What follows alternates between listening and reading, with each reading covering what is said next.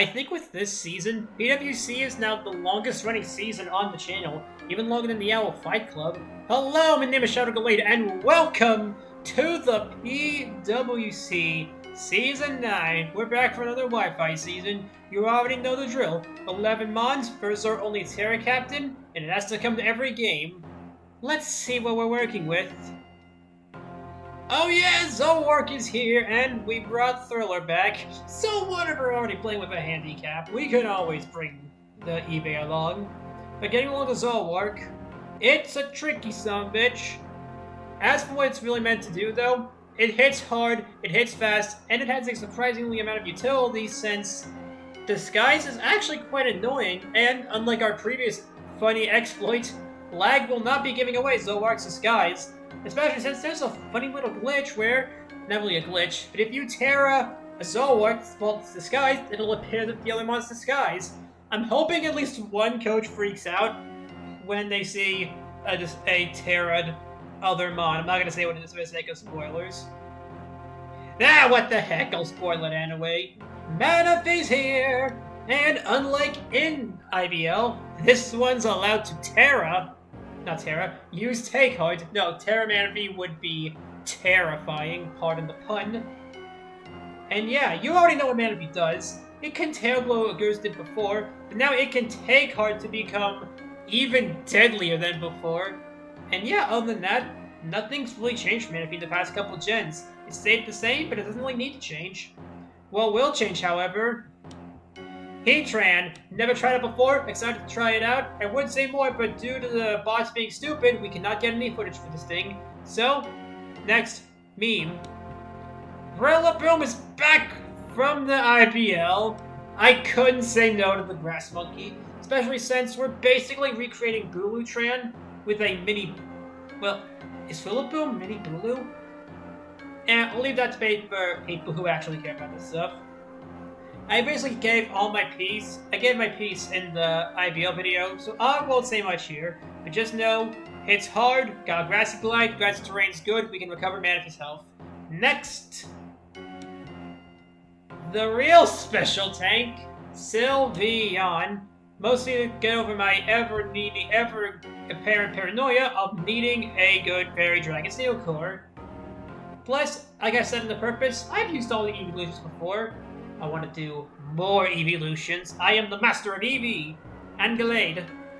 Shadow Eevee. I guess that's my name now. I'm switching species. Other than that though, Wish Passing is very useful for mons like Manaphy and Heatran since they can't really do it on their own.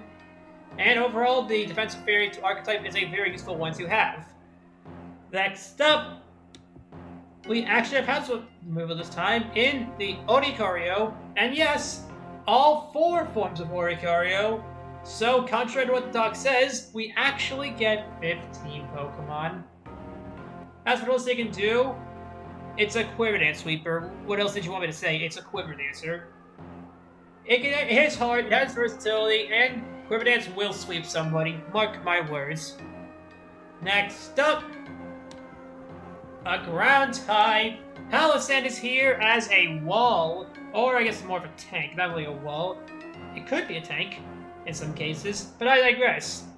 This is our Stealth Rocker and Volt Switch Immunity.